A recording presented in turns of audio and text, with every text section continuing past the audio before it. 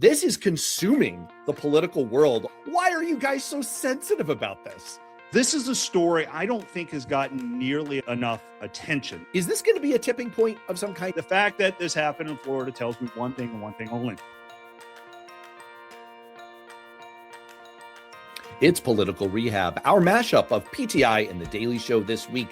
The political world plays a harp, Ossoff rising, Mickey sues Donald, mutiny on the Lincoln, and another DSA shocker. Plus, our weekly look at the midterm battlefield has a win for Republicans with a bigger trapdoor ahead. Let's get straight to this week's rundown.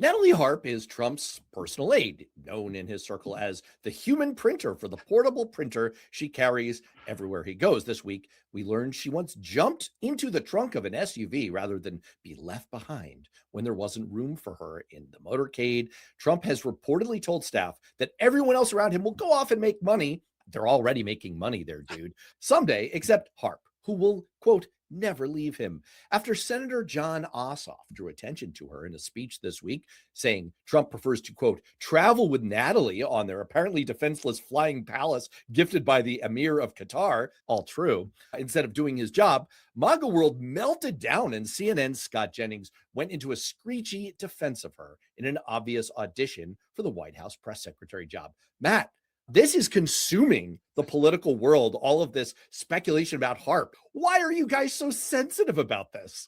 The media is obsessed with this. I was at Bedminster a couple weeks ago and was there when Trump came off the golf course, and I watched his golf cart drive right by me, and right behind him was Natalie Harp, and I could not believe how much she looked like Ivanka.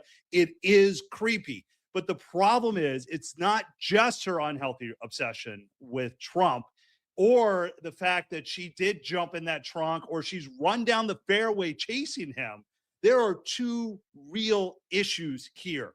One, she only fills him with positive stories. So if you want any proof that Trump is living in a fantasy world, just look at Natalie Harp and the way she fills his mind with garbage that he is loved and beloved by the American people.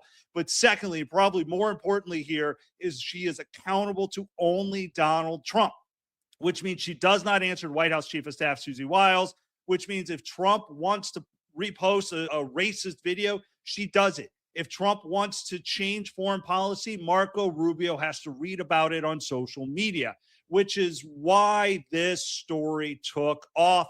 It is why Scott Jennings and others push back so hard, because it is so weird. It is so much obsession, and it is so much of a problem. You can always tell the problems by how much we push back.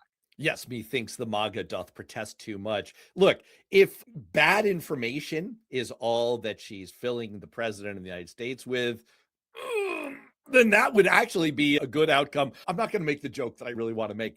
Yeah, it's creepy. It's weird. There are obvious overtones to this. We're not going to go there. We're not that kind of show. This is a classy show. Okay. But what you put your finger on is indeed the problem. There has been a lot of consternation quietly inside your party and in media circles about who is this person. She is a former OANN reporter, so she's not a complete political neophyte, but why does she have direct access to the headspace of the president of the United States? Why is she the one shaping his perception of the world? It's like a national security issue, and it's definitively creepy. Yeah, and there are reports that she doesn't even have security clearance right now. So there's all kinds of questions that brewing. This was all started when John Ossoff made his remarks. Now, what I found really interesting is that following his remarks, Google searches for Trump's executive assistant, Natalie Harp, spiked by 5,000%. News outlets hurried to meet the demand for information by publishing news stories. It flooded social media. Liberal commentators cheered Ossoff, while conservative commentators condemned him. Matt, was this just a smart political strategy in the age where clips drive the news cycle? Or do you think this was something he just stumbled into? I don't want to give him too much credit here for stumbling onto the fact that an attractive blonde woman is going to drive eyeballs. No shit. You and I are aware of this. Fox News is definitely super duper aware of this. It's an effect you and I have noticed.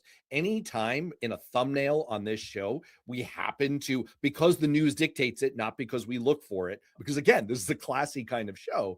Anytime we happen to have an attractive blonde female as part of our thumbnail, we get more eyeballs, we get more click through. It's just the way of the world. And so, yeah, it was super cagey. It kind of begs the question, why has no one brought this up before? Why did it take Ossoff, who is a very clever dude, to bring this up? This is clearly a very sensitive spot. There's smoke and fire going on here. And Ossoff gets credit for, maybe it was obvious, but he was the only one to spot it. So what you're saying is we should tell our producer to put Natalie Harp's picture on this week's thumbnail? Is that what I'm hearing from you right now? Wait, brilliant idea. Just because the news demands it. Or it could be me in a wig. I think it was a brilliant move by Ossoff. He is clearly maneuvering for 2028. And this was a way that he knew would get under their skin and would get all of MAGA world responding as quick as they possibly can. This week, it became Mickey versus Donald. That's right. Disney just did something almost no major American corporation has done so far under this administration.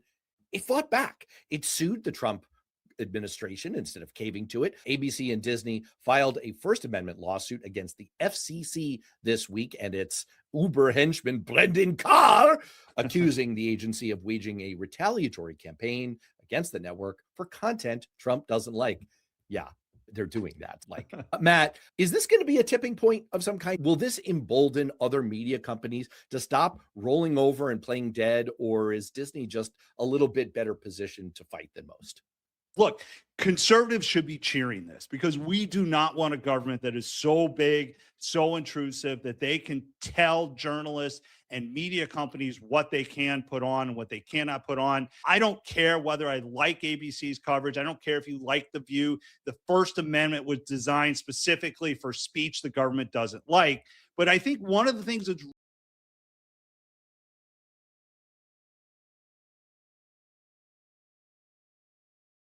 here is, don't forget, Disney paid $16 million to settle Trump's lawsuit over Stephanopoulos. Media companies altered policies back in the past. I think what this really shows, though, is how much Trump is a lame duck right now, is that he doesn't have the power. A year ago, companies were willing to court him. Now they're taking his administration to court. I think Washington smells blood in the water. They're testing how far this can go. And I expect other corporations, other media companies will follow suit. I have the text of the opening line from the lawsuit here. Oh boy, I sure hate authoritarians, huh? Fuck you, Brendan. I don't think, wow. Again, this is nothing but a classy show. Yes. The actual opening line was government censorship is deeply un-American. And I hope that is something that most people in this country can agree with. It's certainly something that you and I, over and over again, even coming from opposite sides of the political aisle, that you and I can agree on because we share that same reverence for the fabric of what makes America. This is the thing that gave a lot of people hope when Harvard stood up to the administration in a lawsuit for its heavy-handed attempts to bring the institution to heel. And it had made me wish that more institutions had done it sooner or Harvard had gone sooner. I do think that there is hope that this will be a model for other companies. I want to switch gears. This is a story I don't think has gotten nearly enough attention. The USS Lincoln, where families and sailors have reported food, hygiene, plumbing, mail, and morale problems. Now, the Navy itself acknowledged that combat disrupted normal supply hubs and had to prioritize food and then hygiene supplies. The Military Times reported multiple incidents involving sailors attempting or preparing to go overboard. Now, here's the problem, and here's where this story really pissed me off. Trump responded to the lengthy deployment by saying the Lincoln has been there not nearly long enough, and Hegseth said reports of condition have been completely misrepresented. Matt, I am pissed at this one because I think the commander-in-chief should have stood up and said, if these things are true, I'm going to look into it. I'm going to get this thing fixed. Instead, he took the exact wrong approach. Am I overreacting here? At the risk of sounding like a parody of Tucker Carlson, what are we doing? What's going on? Even as much psychological cognitive dissonance as MAGA people seem to have gone through for the last 10 years, I can't believe that this one is just going to float through their mental transom without raising some hackles. The president of the United States having such callous indifference to our military, Admiral Bone Spurs himself saying, oh no, they haven't suffered enough. How this isn't drawing an angry and outraged reaction from the 2 million active service members we have in this country is far beyond me. And it goes back to our earlier topic. John Ossoff, this is exactly how Democrats need to be drawing the contrast here. He said, while sailors on the Lincoln fight his war, the president sleeps through his meetings, he golfs, he trades stocks. That's it. That's the contrast here. It's the deep indifference and corruption of this unhinged, deranged, somnolent maniac to actual heroes who are putting their lives on the line and serving our country. It's an absolute disgrace. And I wish that politically the American people would treat it that way. Pete Hegseth has this job because he was supposed to be the guy that would look out for the warfighter, and he has failed miserably. This is perhaps even the biggest reason Hegseth should be fired, because not only has he screwed up the war so badly that we don't even have enough missiles to fight, the fact that he is not looking out for our soldiers, not looking out for our sailors, and that the conditions are so deplorable, and that he calls it false and fake news is qualification for him to be kicked out right now. We're calling this next one Socialist Surprise, which makes me think of Vladimir Lenin springing out of a Jack in the Box. That's essentially what happened to me and to Florida Democrats and to most relatively moderate Democrats in the past few days when the political establishment got another brushback pitch in the form of State Representative Angie Nixon, a Democratic socialist who raised barely $1 million, crushing Alex Vindman, the Trump impeachment hearing star, who raised $16 million in the Florida Democratic Senate primary in Trump's home state. Matt, oh gosh, I need therapy. We call this show political rehab, and I'm here for it because, ow, I don't love anything about this. And as a political operative, it has to stand out to you when someone with a 16-1 money disadvantage has this kind of a romp. So what does this tell you as a Republican about how the ground is shifting here?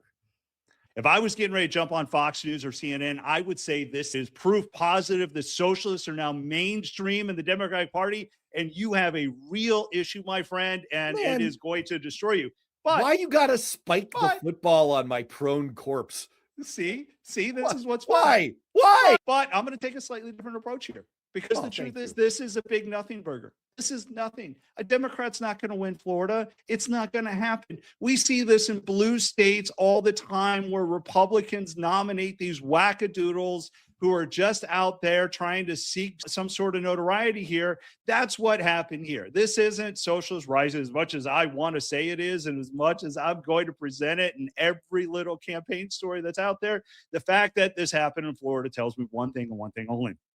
Democratic Party who showed up in these primaries wanted to send a message. They don't think they're going to win, so they picked the wackadoodle candidate just to say you need to fight a little more. It's a who cares vote. You're not winning Florida. It's not going to happen. So it was just a throwaway vote to send a message. Oh, thank you. That was You're welcome. Remarkably nice and very comforting of you. That's very interesting, the idea that this might have been a, you know what, we're going down anyway, so we might as well do it with our middle fingers extended. Maybe that's what this vote was. It is ironic that Vindman is a Jewish immigrant born in the Soviet Union. Nixon is an advocate for cutting all U.S. aid to Israel. That's interesting in a state with the nation's third largest Jewish population. It's also of unending interest every time you have one of these massive money disadvantages, which goes to show that ads aren't that effective. People don't pay a lot of attention. Super low turnout primaries can become super duper weird. Speaking of which, that is a great lead in. We are 75 days away from the midterm elections. So it's time for this edition of The Battlefield. The polls are shifting. The map is changing. The fight for Congress is on. This is the battlefield. All right, let's do our usual 3 big observations for you, 3 big observations for me, including this week's scoreboard. So you go first. What's number 1? There were a bunch of primaries this week. The one that really stuck out to me was Alaska Senate. The Democrat got more votes than the Republican in the primary. Now, Alaska is a top 4 primary, and that means the top 4, regardless of party, go on to the general election. And under that scenario, Dan Sullivan, the Republican incumbent U.S. Senator, came in second by right now about 8,000 votes. Alaska is a red state. And that's important if the Republican is coming in second in these kind of jungle primaries, because it does start to signal a little bit of concern there. Yeah, this is right in keeping with many other signals we've had about Republican turnout problems all cycle. There have been 117 state legislative special elections since January 2025. Voters have 5.6 points toward Democrats. We're also seeing all kinds of polling signals. Percent of 2024 Trump voters, these are people who voted for Donald Trump in 2024, 38% of them say that they've lost confidence in their vote. 16% of them would not vote for Trump if they had to do it all over again. Elliot Morris has found in his polling that 13% of Republican 2024 Trump voters regret how they voted in the last election, and 21% of them say they believe he should be impeached. These are the numbers. When you're in a midterm election, which is driven by turnout, it's how you can turn out your base. You look at this number from Alaska, this feels like another brick in the igloo. And I'm not saying in August that Sullivan's going to lose. In 2004, when I was on the Murkowski race, the first time we were ahead in the polls was the Friday before the election. So There is plenty of time on this. But his poor performance in this primary is the flashing warning sign that should alarm everyone. In the midterms, turnout is king. All right, what's number 2? Number 2 is my home state of South Carolina. There was a debate for the runoff. Graham was asked a question about Taiwan, and her answer was, quote, "I'm not that informed on national security, but I do support the military." She followed up by saying, "National security is not my thing." Now, a lot of problems with this one. That SNL skit with the 2 people who want to become synchronized swimmers, it's "I'm not a strong swimmer." Okay. Thanks, Darlene. People give an answer to every question that we could possibly imagine. So one of 2 things happened here. One, Graham could not answer a single foreign policy question. And so they gave her this throwaway answer and hoped that it worked because she was the grieving sister.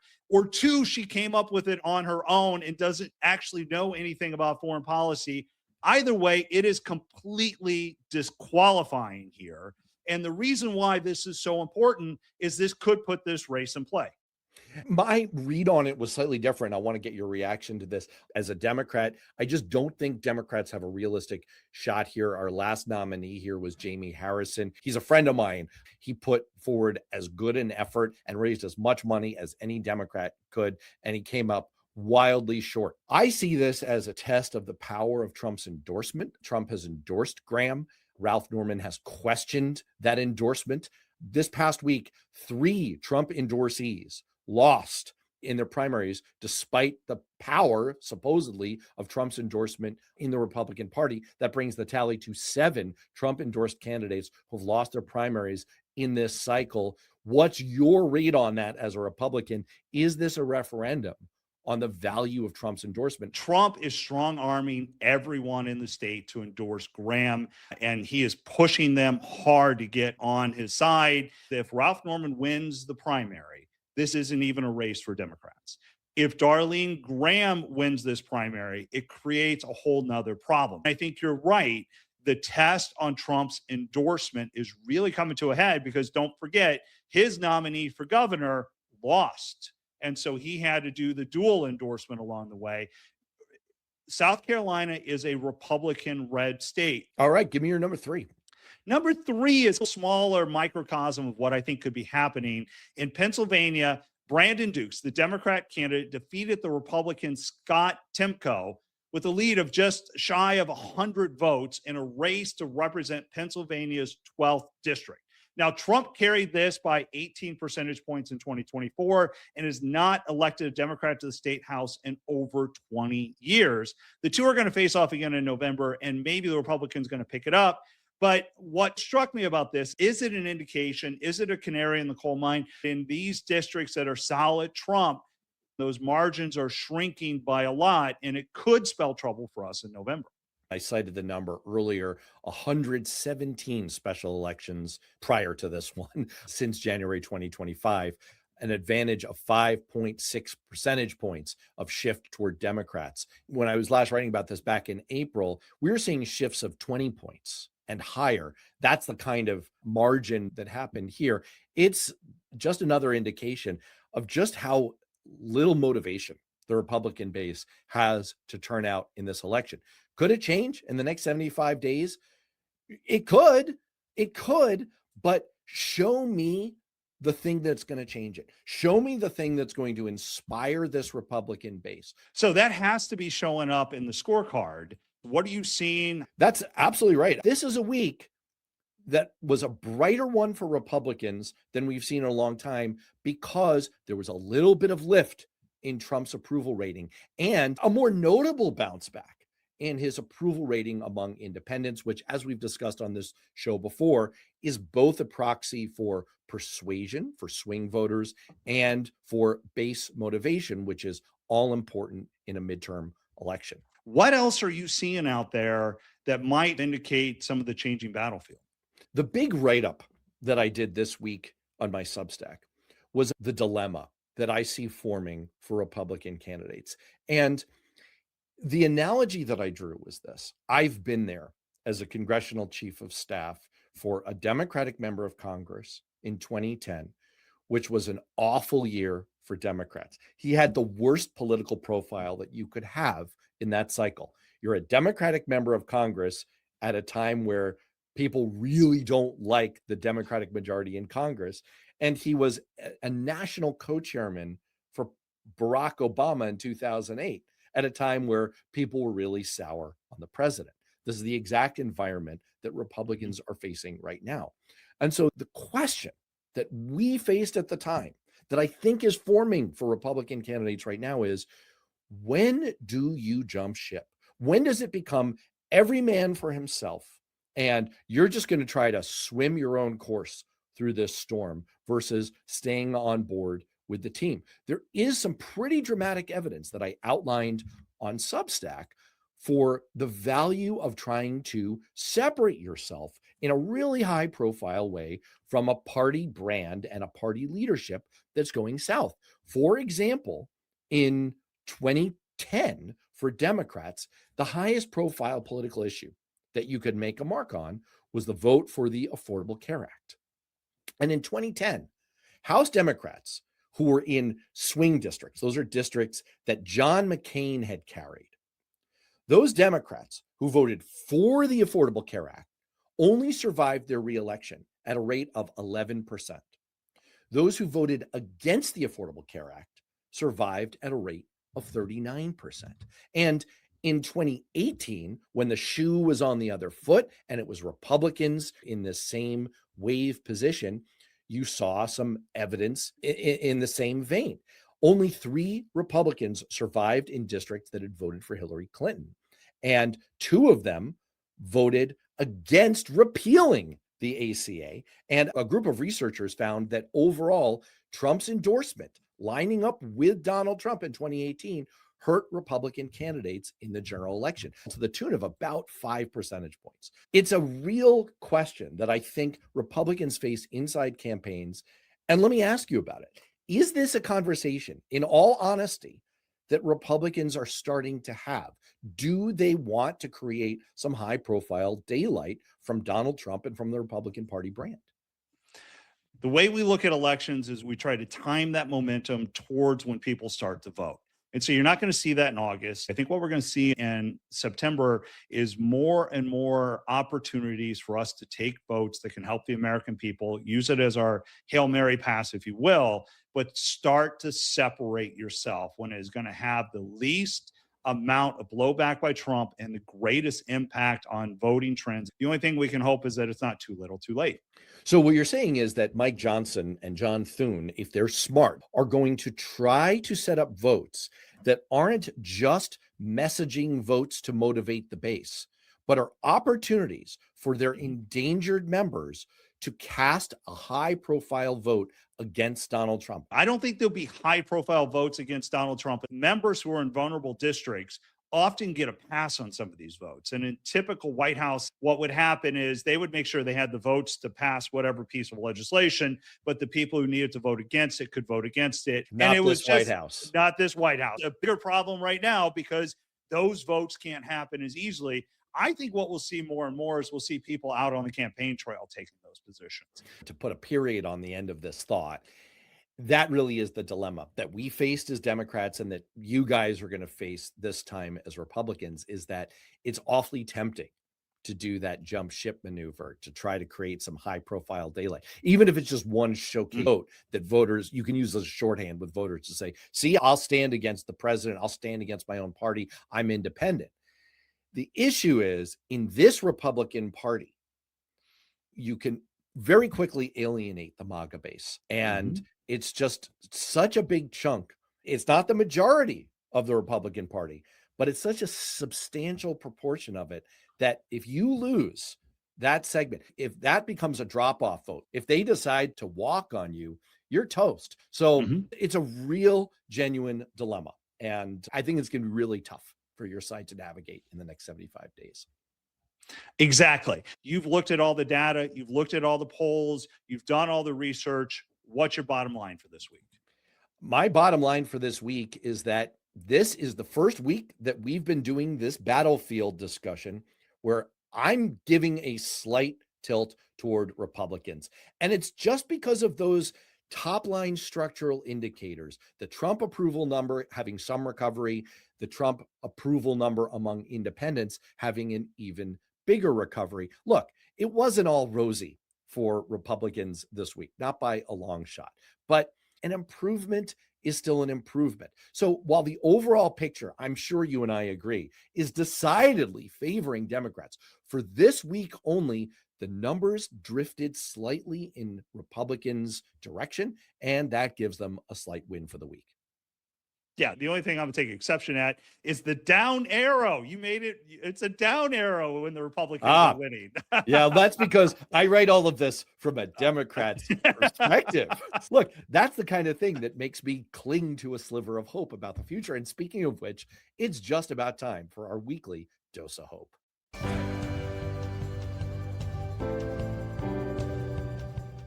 Back in January, I told you science had finally caught up with me. Steak was back, eggs were back, even wine was getting a second look. Apparently, scientists have been studying the rest of my daily routine. Researchers have discovered that people who drink more coffee tend to have less body fat and more muscle. For years, people have said, I drink too much coffee. Turns out, I've been working out.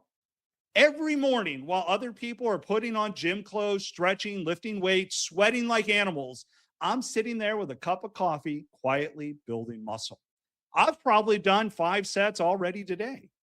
And the coffee news keeps getting better. Study after study has linked coffee consumption with all kinds of health benefits, lower risk of diabetes, heart disease, and even longer life. Dementia too.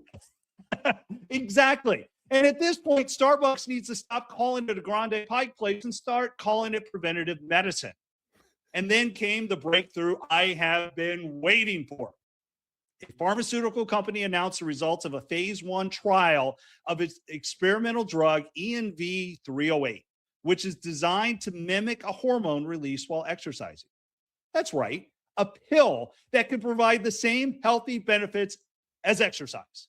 Now, this is probably the greatest invention of all time, next to the wheel, fire, and probably the iPhone. It's still in clinical trials.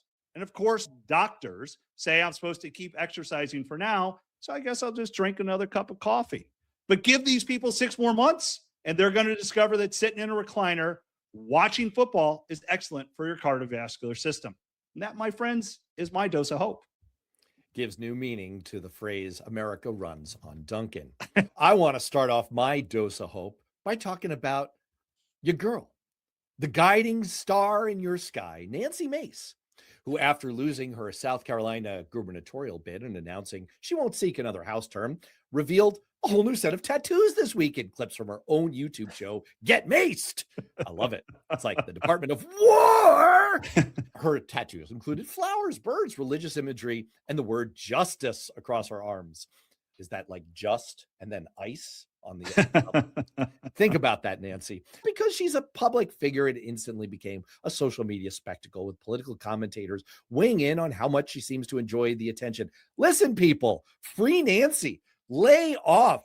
I say let her get as many tattoos as she wants. If it makes her happy, it makes me happy. Politicians have bizarre second acts. Al Gore grew his gnarly beard. Jimmy Carter turned into a literal secular saint. George W. Bush went from being a famously unsuccessful and unpopular president to an even more unsuccessful and mediocre painter.